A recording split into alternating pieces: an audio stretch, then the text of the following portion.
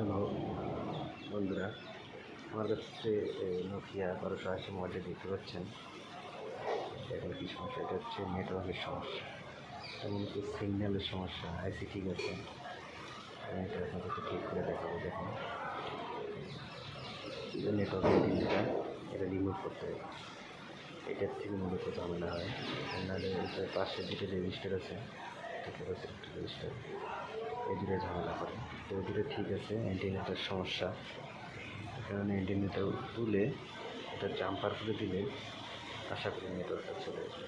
তো দেখুন, রিমুভ হয়ে গেল, একটু মুছে নেব। এখন এটা আমি একটা সোল্ডারিং করে এটা একটা ইয়ে করবো, জাম্পার করবো। দেখতে থাকুন, সুন্দর করে জাম্পারটা করবো। করার পর আশা করি নেটওয়ার্কটা আসবে।